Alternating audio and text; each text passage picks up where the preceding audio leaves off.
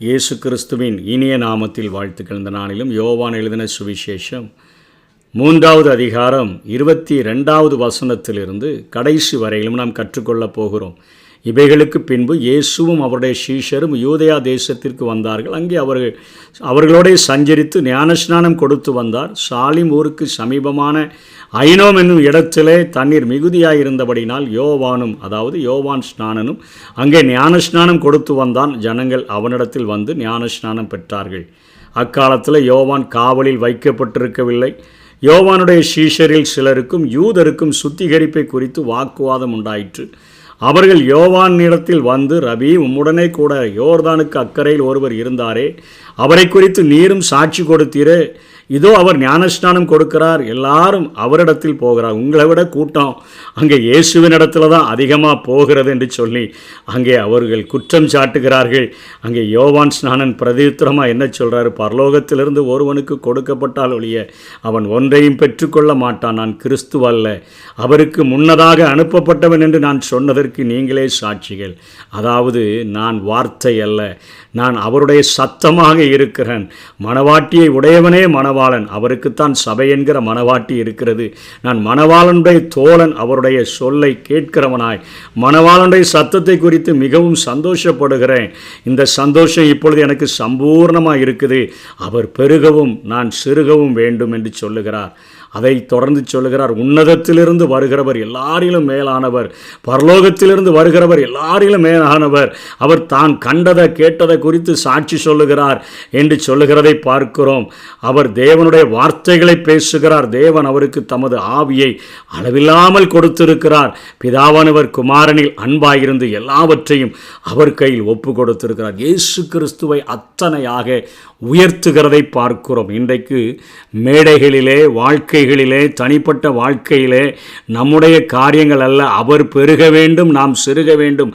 கல்வாரி சிலுவை ஒன்று மாத்திரமே நம்முடைய வாழ்வின் எல்லா கட்டங்களிலும், நம்முடைய பேச்சுகளிலும், நம்முடைய செயல்களிலும், நம்முடைய பிரசங்கங்களிலும் அது உயர்த்தப்பட வேண்டும் என்பதற்கு ஒரு மிகப்பெரிய உதாரணமாக இங்கே யோவான் ஸ்நானன் விளங்கினதை நாம் பார்க்கிறோம்.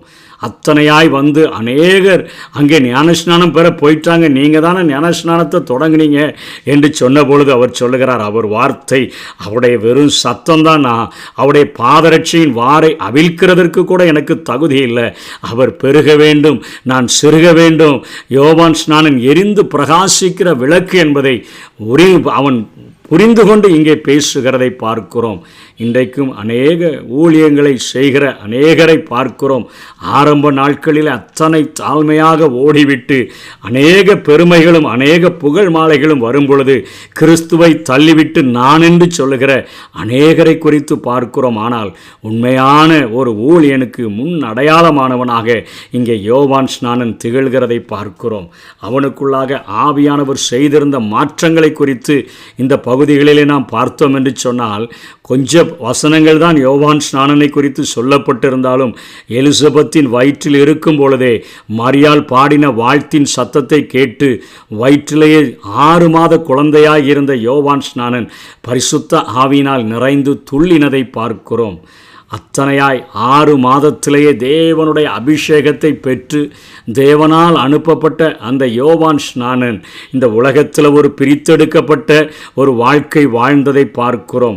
ஆவியானவரை பெற்றுக்கொண்ட எந்த ஒரு மனுஷனும், தேவனுக்காக பிரகாசிக்க வேண்டும் என்று விரும்புகிற எந்த ஒரு மனுஷனும் வேறு பிரிக்கப்பட்ட ஒரு தாழ்மையான வாழ்க்கையை வாழ்வான் என்பதற்கு யோவான் ஸ்நானன் அத்தனை அடையாளமாயிருந்ததை நாம் பார்க்க முடிகிறது. மாறுபட்ட ஒரு வாழ்க்கை. அவன் வனாந்தரத்திலே குடியிருந்தாலும் கூட அவன் ஒட்டக மயிர் உடையை தரித்து தன் அறையில வார்க்கச்சையை கட்டி கொண்டு இருந்தவனாக, பாவத்தினின்று தன்னுடைய வாழ்க்கையை பிரித்தெடுத்தவனாக, ஒரு மாறுபாடுள்ள சந்ததிகளின் நடுவிலிருந்து பிரிந்து வாழ்கிற ஒரு பரிசுத்த வாழ்க்கை உடையவனாக அவன் வாழ்ந்ததை நாம் பார்க்கிறோம். அதனைத் தொடர்ந்து அவன் அரசன் என்றும் பார்க்கவில்லை, ஆண்டி என்று பார்க்கவில்லை. அங்கே ஏரோது குடும்பத்தில் நடந்த, அரச குடும்பத்தில் நடந்த குற்றங்களையும் சுட்டி காட்டுகிறான். தன்னிடத்தில் ஞானஸ்நானம் பெற வந்த பரிசேயர்களையும் அவன் விட்டு வைக்கவில்லை.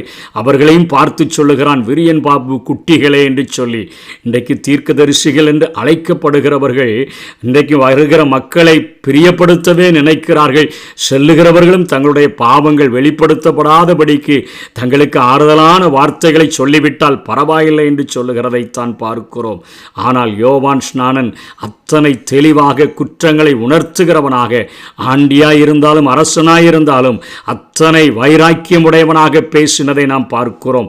அதனைத் தொடர்ந்து அவன் பெற்றிருந்த ஆவி பயமுள்ள ஆவி அல்ல, அது பலமும் அன்பும் தெளிந்த புத்தியுமுள்ள ஆவி என்பதை அவனுக்கு கைகளிலே விளங்கிடப்பட்ட போதிலும் கூட அத்தனை துணிவோடு கூட அந்த சிறையின் அனுபவத்தை அவன் ஏற்றுக்கொண்டதை நாம் பார்க்கிறோம். அத்தனை தைரியம் உள்ளவனாக எப்படிப்பட்ட சூழ்நிலைகளுக்குள்ளாய் தள்ளப்பட்டாலும், புகழ் மாலை கிடைக்காவிட்டாலும் பரவாயில்லை, கைகளுக்கு விளங்கிடப்பட்டாலும், சிறையில் அடைக்கப்பட்டாலும் வார்த்தையானவருக்கு சத்தமாக இருப்பேன் என்கிறதுல அத்தனை உறுதி உள்ளவனாக வாழ்ந்ததை நாம் பார்க்கிறோம். அதனைத் தொடர்ந்து அவனுடைய தலை வெட்டப்பட்ட போதிலும் கூட அவன் அத்தனையாக தன்னுடைய ஊழியங்கள் முடிந்து விட்டது என்பதில் உறுதி உடையவனாய் தன்னுடைய ஜீவனை கடைசி பரியந்தமும் நல்ல போராட்டத்தை போராடினேன், ஓட்டத்தை முடித்தேன், விசுவாசத்தை காத்துக்கொண்டேன், இது முதல் நீதியின் கிரீடம் எனக்காக வைக்கப்பட்டிருக்கிறது என்று முழங்கின பவுலை போல தன்னுடைய வாழ்க்கையை முடித்து கொண்டதை பார்க்கிறோம்.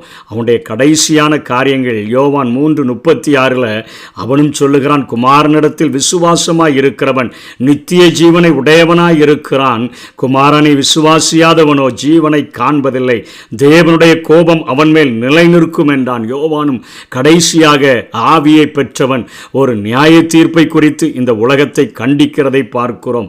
அவனுக்குள்ளாக இருந்த ஆவியானவர் இயேசுவினிடத்தில் நேராக திருப்புகிறார். இயேசுவை விசுவாசித்து அவரை ஏற்றுக்கொள்கிறவர்கள் நித்திய ஜீவனை பெற்றுக்கொள்ள முடியும், குமாரனை விசுவாசியாதவர்கள் நித்திய ஜீவனை காண்பதில்லை, தேவனுடைய கோபம்தான் அவன் மேல நிலை நின்று அவனை நரகத்துக்கு நேராக வழி நடத்திவிடும் என்கிற சத்தியத்தை ஆணித்தரமாக போதித்ததை குறித்து இந்த பகுதிகளிலே நாம் பார்க்கிறோம். அபிஷேகம் 6 மாதத்திலேயே பெற்று தாயின் வயிற்றிலேயே துள்ளின யோவான் ஸ்நானன் பிரித்தெடுக்கப்பட்ட ஒரு வாழ்க்கை வாழ்ந்தவனாக, அரசனானாலும் ஆண்டியானாலும் தேவனுடைய வார்த்தையை சரியாக சொல்லக்கூடியவனாக, புகழ் மாலைகள் அவனை தேடி வந்த போதிலும் கர்த்தருக்கு நேராக அவைகளை திருப்பி விட்டுவிட்டு அவனுக்கு வந்த விலங்கை கைகளிலே ஏற்றுக்கொண்ட யோவான் ஸ்நானனை பார்க்கிறோம். அவனுடைய பிரசங்கத்தில் மனம் திரும்புங்கள், பரலோக ராஜ்யம் சமீபித்திருக்கிறது என்று தொடங்கினாரே. அவர் சொல்லுகிறார், நித்திய ஜீவனை பெற வேண்டுமா, ஒரே ஒரு நிவாரணம் இயேசு கிறிஸ்து மாத்திரமே. அவர் மேல விசுவாசம் வைத்து ஏற்றுக்கொண்டால் நித்திய ஜீவன், அவரை விசுவாசியாதபடி அவரை ஏற்றுக்கொள்ளவில்லை என்று சொன்னால் நித்திய நரகம், தேவனுடைய கோபத்திற்கு ஆளாவோம் என்கிற ஒரு சத்தியத்தை விதைத்து அவர் தன்னுடைய வாழ்க்கையை முடித்ததை பார்க்கிறோம். நித்திய ஜீவனுக்காக நாம் பெற்றுக்கொள்கிறதற்காக மனிதர்கள் எல்லாரும் பெற்றுக்கொள்ள வேண்டும், எல்லா மனுஷரும் ரட்சிக்கப்பட வேண்டும், எல்லா மனுஷரும் சத்தியத்தை அறிகிற அறிவை அடைய வேண்டும் என்று தேவன் விரும்புகிறாரே. அந்த நித்திய ஜீவனுக்காகத்தான் வார்த்தையாக வெளிப்பட்ட இயேசு இன்றைக்கு ஒரு வேதமாக நம்முடைய கைகளிலே தவளக்கூடியவராக இருக்கிறார். அந்த வார்த்தைகளுக்கு கீழ்ப்படிந்து நம்முடைய வாழ்க்கையை அமைத்துக் கொள்ளுவோம். கர்த்தர் தாமே நம்மை ஆசீர்வதிப்பாராக. ஆமேன்.